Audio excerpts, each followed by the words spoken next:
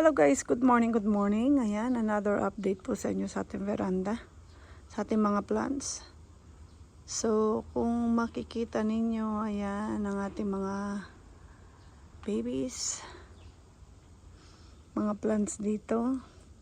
So, ayan po. Ang may bubong po ako dito, ito ganito lang, yung plastic.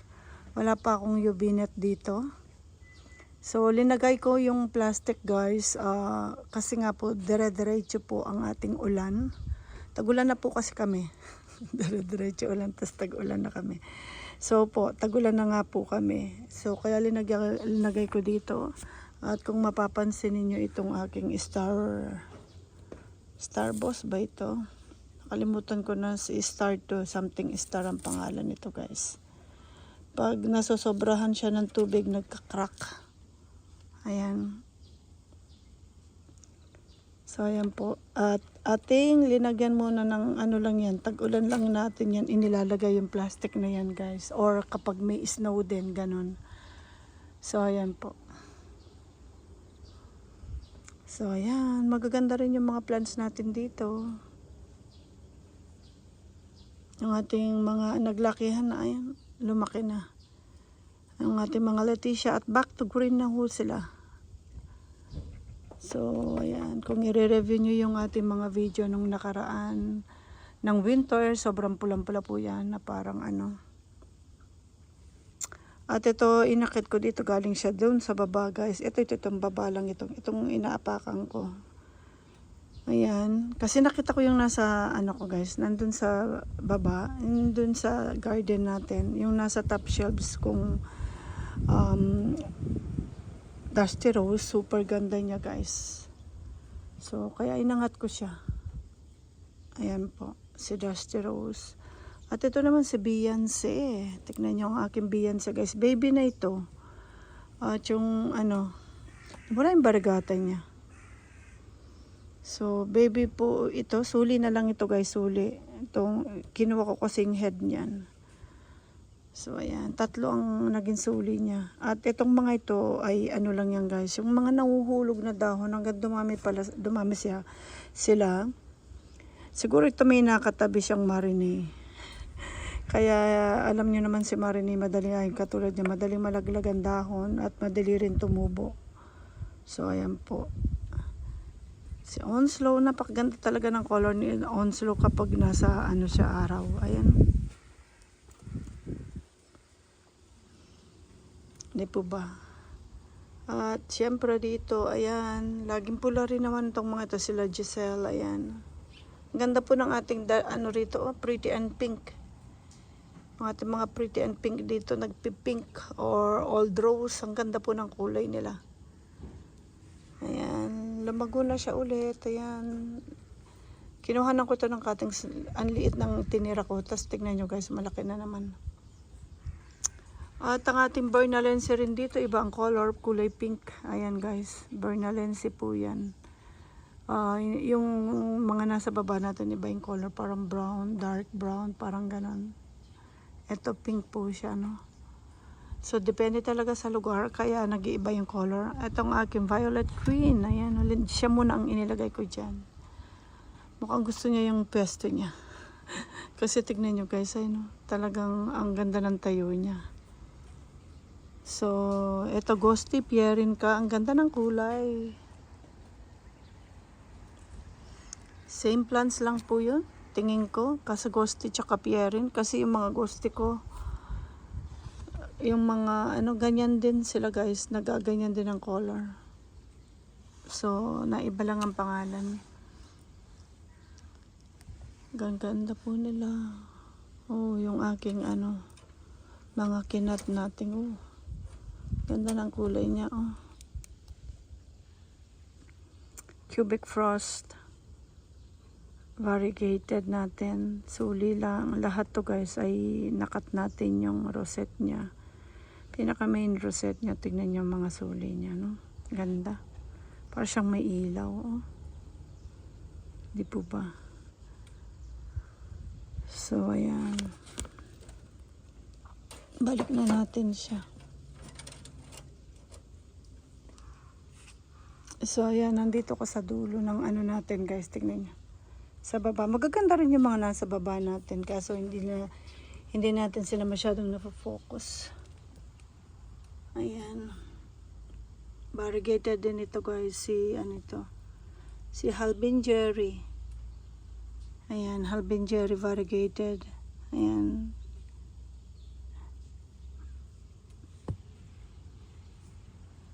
Ganda rin ito.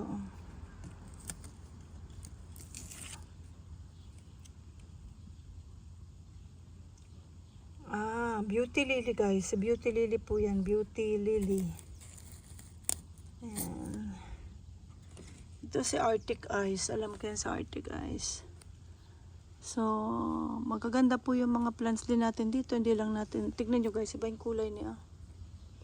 Sa ano yun? Sa Bernalensi. Ibang kulay nila dito. Ay, pag naiba talaga yung pesto. So, di po ba?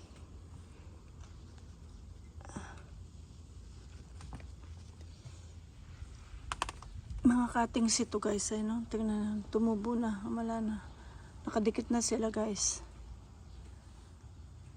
Si Blood Runner. Gaganda po nila. Puno na rin ito. Ayun. Ito rin punong daming suli. Kapag nakaupo kasi ako, na uuntog sila guys. Napuputol sila. May mga napuputol. Ang ganda ni Lola dito.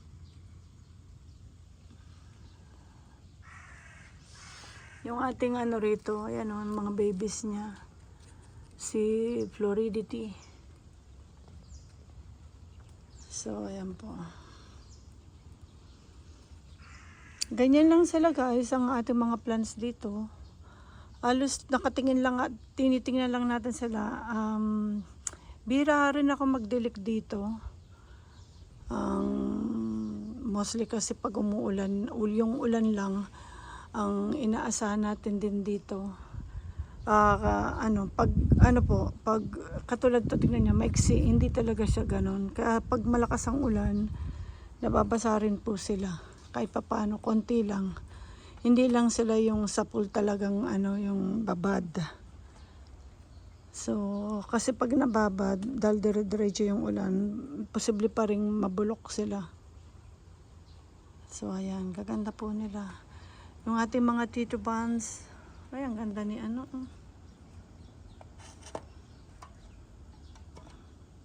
Colorata. Si Colorata ito.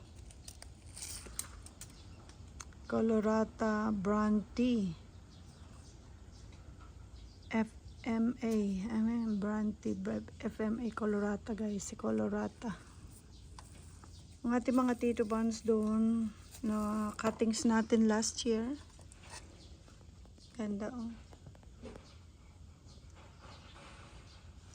Dalawa yan guys, dalawang same pots, ganyan din kalash. Yung isa binaba ko at hinang ko guys, nakahanging na yung nasa baba. Next time papakita ko sa inyo. Ganito rin siya kalash or mas lash yata yung nasa baba guys. So, mga cuttings ko ito last year. So, tignan, lalaki na nila. Ito cuttings din to ng rosette. Ayan guys. Yung pinaka mother plant nito, after natin makatandami niyan suli, nasa baba po. Ang gaganda nila. Ganda nito. Gusto ko ito. Pag winter ito guys, nag-gold yellow. Ang ganda rin ni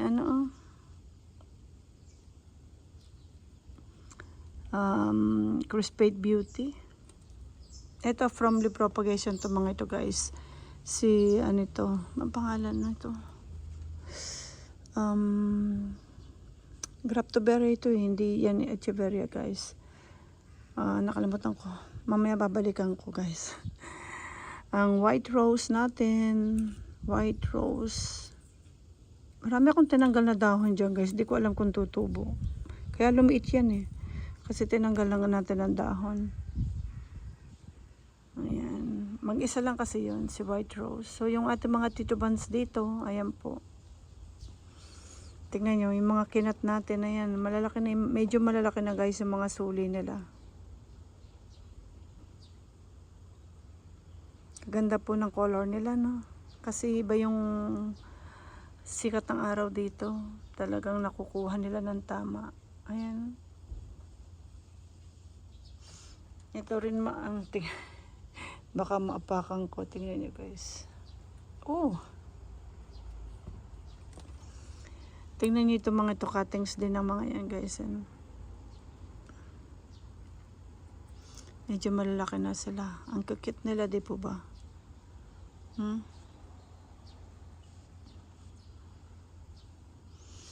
Ito rin magaganda. Ayan o.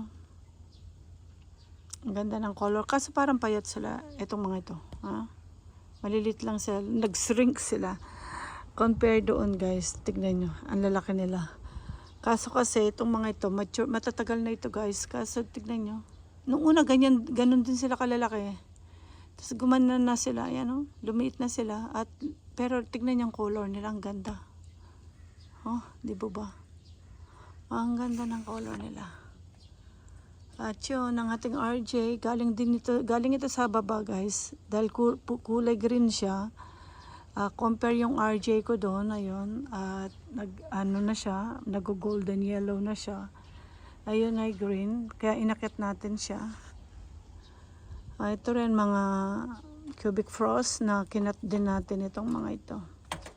Hindi ko na siya bibit-bitin guys kasi mabigat siya. Masakit yung kamay ko. So, ayan po.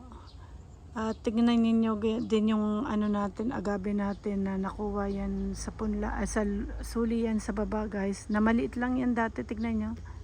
Nung linipat ko sa terracotta, lumaki sila. Ayan. Pati yung isa guys, ayan. Ayan po, lumaki sila. So, ayan, ang ganda rin ito. Oh.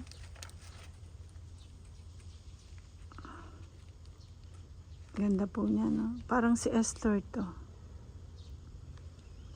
From the propagation din yan, guys. Ano ito eh? Isang puno lang to, kasi si Esther, pag pinunla mo siya, guys, minsan cluster siyang lumalabas. Sila ng suling lumalabas. Ang ganda ni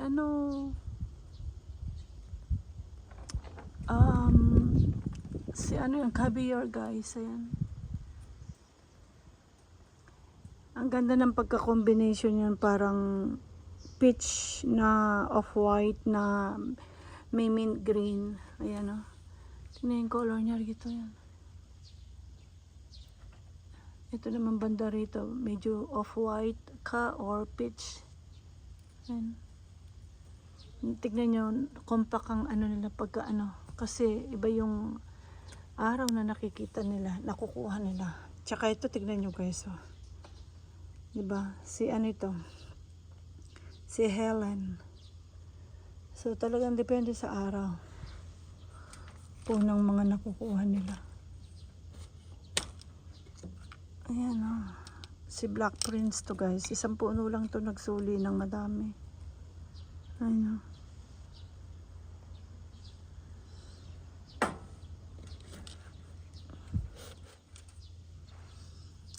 Si ito? Echeverria Rudolph. Ang ating Echeverria Rudolph at syempre ang ating Red Nobel. Tignan niyo si Red Nobel green na. Red na red din po yan pagdating ng winter. So ayan.